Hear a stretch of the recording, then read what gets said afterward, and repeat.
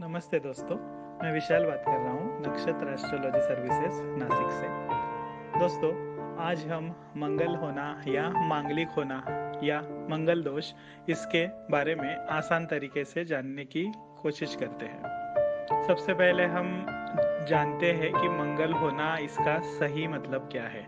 जैसा कि हम सबको पता है, इस ब्रह्मांड को 12 भागों में या 12 हिस्सों में डिवाइड किया गया है, जिसे हम घर या भाव कहते हैं। मतलब हर राशि का एक एक घर।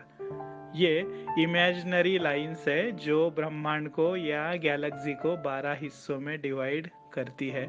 हमारे जन्म के एग्जैक्ट पैरामीटर्स पे, मतलब जन्म की तारीख, महीना, साल, जगह और समय, इस पैरामीटर्स पे ब्रह्मांड में जो ग्रहों की, प्लैनेट्स की पोजीशन रहती है, उस हिसाब से मंगल ग्रह का स्थान अगर 12 में से पहला, चौथा, सातवां, आठवां और 12वां, मतलब इन 5 घरों में से अगर किसी घर में जन्म के समय मंगल है तो वो पर्सन मांगलिक कहलाता है, या हम बोलते हैं कि उसे मांगलिक दोष है।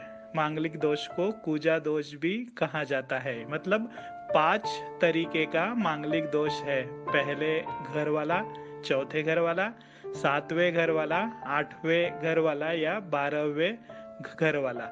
ये मांगलिक दोष मंगल के जन्म के समय इस घरों में होने वाली पोजीशन के अनुसार है। अभी मंगल होना या मांगलिक होना, या जो मांगलिक पर्सन्स है, मांगलिक लोग हैं, उनके बारे में बहुत सुनी और अनसुनी चीज़ें हैं। जैसे हमें पता है कि मंगल बुरा होता है, मंगल या मांगलिक होने वाले लोग गुस्सा करते हैं, रिएक्शंस देते हैं, हिंसा करते हैं, दूसरों का सुनते नहीं है, एग्रेसिव रहते हैं। तो ये कुछ सुनी और अनसुनी बातें हैं।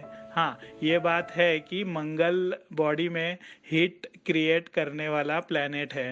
मंगल थोड़ा सा गुस्सा, थोड़ा सा रिएक्शन, थोड़ा सा एग्रेशन देता है, लेकिन इसके साथ साथ मंगल एक अलग जिद भी क्रिएट करता है। अगर मांगलिक लोग, इन पांचों में से कोई भी मंगल होने वाले लोग, अगर कोई चीज़ दिल में अच्छी तरह से ठान लेते हैं, तो वो चीज़ पाने के लिए वो हर तरीके के प्रयास के थ्रू जाके वो चीज़ को वो हासिल करते हैं।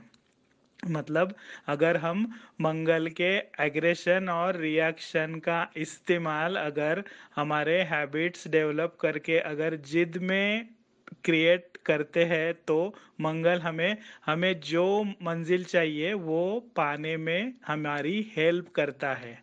मंगल या मांगलिक होने वाले लोग थोड़ा सा पेशेंस कम रखते हैं, पेशेंस उनको थोड़ा सा कम रहता है।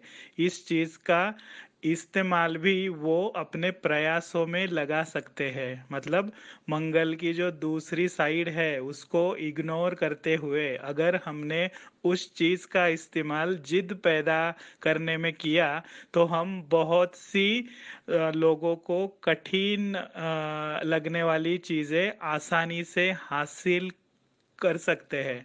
शायद आपको ये भी पता हो कि इस वर्ल्ड में जो भी फेमस पर्सन्स है, उसमें से 90% पर्सन्स को इन पांचों में से कोई ना कोई तरीके का मंगल है। मतलब मंगल फेम भी देता है उस लोगों में। इस मंगल या उसके पैरामीटर से हमें या उनको चाहने वाली या चाहिए वाली चीज़ वो मंगल का इस्तेमाल करके आसानी से हासिल कर सकते हैं। मतलब मांगलिक होना, मंगल होना ये बुरा नहीं है।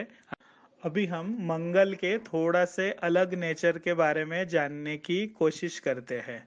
मंगल एग्रेसिव प्लैनेट है, तो वो क्या करता है, वो जन्म के समय जिस घर में रहता है, उस घर से आगे वाले चौथे, सातवें, आठवें, इन 3 घरों पे वो नज़र रखता है।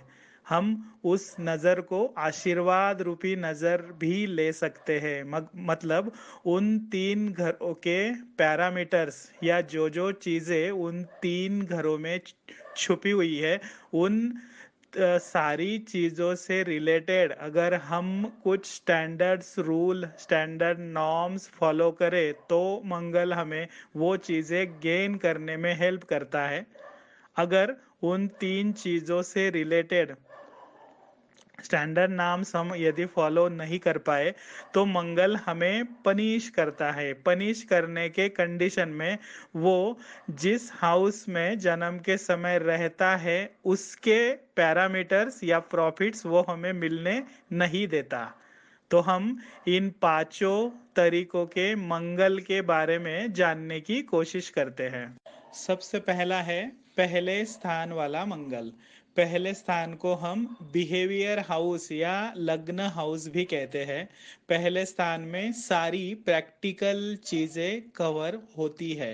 अभी अगर मंगल पहले घर में है तो वो पहले घर से आगे वाले 4 7 8 मतलब चौथा घर जो कि सुख स्थान है, हाउस ऑफ हैप्पीनेस, सातवां घर जो कि मैरिज हाउस है, और आठवां घर जो कि पाप पुण्य मृत्यु इनका माइथोलॉजिकल हाउस है।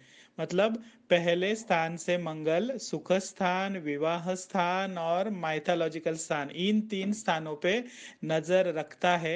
इसका मतलब सुख, सारे तरीके के सुख, मैरिज और मैरिज के बाद वाली रिस्पॉन्सिबिलिटी और हमारी सोशल और आत्मा के बारे में एडिशनल रिस्पॉन्सिबिलिटी, इन चीज़ों के पैरामीटर्स को अगर हम अच्छी तरीके से हैंडल करते हैं तो इन सब के बारे में मंगल हमें हेल्प करके आगे लेके जाता है।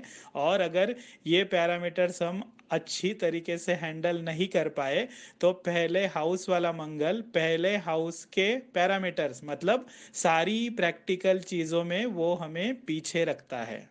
ये हुआ पहले स्थान वाला मंगल। अभी चौथे स्थान वाला मंगल।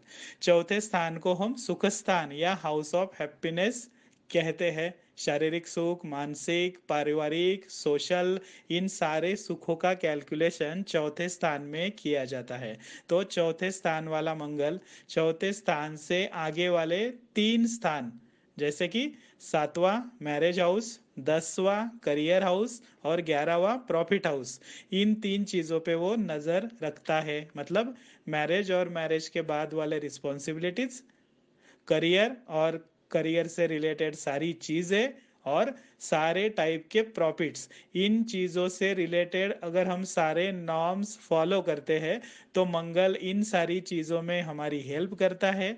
और यदि हम फॉलो नहीं करते हैं तो मंगल अपना जन्म के समय वाला स्थान मतलब चौथे स्थान के पैरामीटर्स हमें मिलने नहीं देगा। मतलब सुख के बारे में हम कुछ हद तक पीछे रह जाएंगे। इसके बाद है सातवें स्थान वाला मंगल। सातवां स्थान विवाह स्थान है। सातवें स्थान में होने वाला मंगल सातवें स्थान से आगे वाले तीन घर 1 4 7 मतलब 10वां करियर हाउस, उसके बाद पहला बिहेवियर हाउस मतलब प्रैक्टिकल हाउस और दूसरा मनी हाउस। मतलब सातवें स्थान से होने वाले मंगल की नज़र करियर हाउस, उसके बाद मनी हाउस और बिहेवियर हाउस इन तीन घरों पे है। इनके स्टैंडर्ड नॉर्म्स अगर हम फॉलो करते हैं तो हमें मंगल इन सारी चीज़ों में प्रैक्टिकली अचीव करने में हेल्प करता है। और अगर फॉलो नहीं करते हैं तो वो जिस हाउस में है मतलब सातवां स्थान, तो मैरिज या मैरिटल लाइफ से रिलेटेड चीज़ें वो हमें मिलने नहीं देता। इसके बाद वाला है आठवें स्थान का मंगल।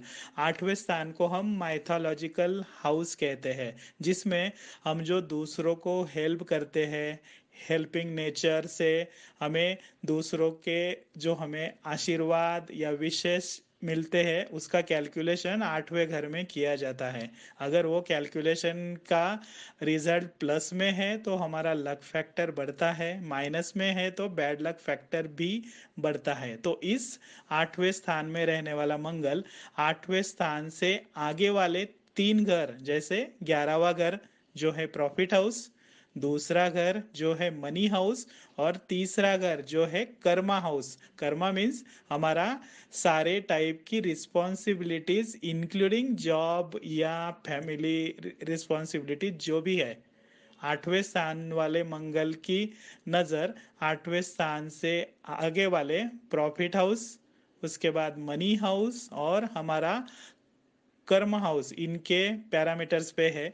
उसके नॉर्म्स अगर हम अच्छी तरीके से फॉलो करते हैं तो ये मंगल हमें इन सारी चीजों से रिलेटेड सपोर्ट भी करता है। अभी आखिरी वाला मंगल जो है 12वें घर वाला मंगल। 12वें घर को हम व्यय स्थान या हाउस ऑफ लॉस भी कहते हैं। यहाँ से लॉस शुरू हो सकते हैं ऐसा कहा जाता है। इसे हम बेडरूम लाइफ का स्थान भी कहते हैं। तो 12वें स्थान में रहने वाला मंगल 12वें स्थान से आगे वाले 1 4 7 नंबर के घर, मतलब वो है 3, मतलब हमारा कर्मा हाउस, 6 नंबर का घर मतलब हमारा हेल्थ हाउस, और 7 नंबर का घर मतलब हमारा मैरिज हाउस। इन 3 चीजों पे 12वें स्थान का मंगल नजर रखता है। हमारे सारे टाइप के कर्मा, हमारी हेल्थ और मैरिज के बाद वाली रिस्पॉन्सिबिलिटीज, इन चीजों के स्टैंडर्ड नॉर्म्स अगर हम फॉलो करें तो ये मंगल हमें इन सारी चीजों के बारे में सक्सेस मिलने में हेल्प करता है। अगर हम ये चीजें अच्छी तरीके से गेन करने से पीछे रह गए तो ये मंगल अपना जन्म का स्थान मतलब 12वां स्थान डिस्टर्ब करता है, उसके पैरामीटर्स मिलने नहीं देता, मतलब वो यहाँ से लॉस शुरू करता है। तो ये मंगल मैंने कुछ आसान तरीके से आपको समझाने का प्रयास किया है। दूसरी एक चीज है जो हमें बहुत बार बताई जाती है कि शादी करते वक्त अगर एक पर्सन को मंगल है तो दूसरे को मंगल होना जरूरी है। तो दोस्तों ऐसा नहीं है। अगर दोनों पर्सन को मंगल है, दोनों मांगलिक है, तो मैचिंग में कोई प्रॉब्लम नहीं आता। लेकिन अगर एक पर्सन को मंगल है तो उसको इन 5 में से जिस घर में मंगल है उस पर्टिकुलर घर में सामने वाले पार्टनर का अगर कोई बड़े वाला ग्रह, बड़े वाली ग्रह की युति या उस घर पे किसी बड़े ग्रह की नजर रही तो भी हम वो मंगल नॉन मांगलिक पार्टनर से मैच करवा सकते हैं। मतलब मंगल वाले को मंगल ही चाहिए, ये गलत फहमी है, ऐसा नहीं है। मांगलिक पर्सन को सामने वाला पार्टनर अगर मांगलिक नहीं रहा तो भी चल सकता है। अभी इस मंगल की नजर उस 3 घरों के जिन जिन पैरामीटर्स पे है वो सारे पैरामीटर्स इस पोस्ट में भी दिए हुए हैं। अगर आपको कुछ डाउट है तो आप हमें कभी भी कांटेक्ट कर सकते हो। Thank you. For the astrology poems and songs, please subscribe our YouTube channel and hit the bell icon. Also like our Facebook page and follow us on Facebook, Instagram and Twitter. You can also visit our website nakshatraastrologyservices.com. Thank you.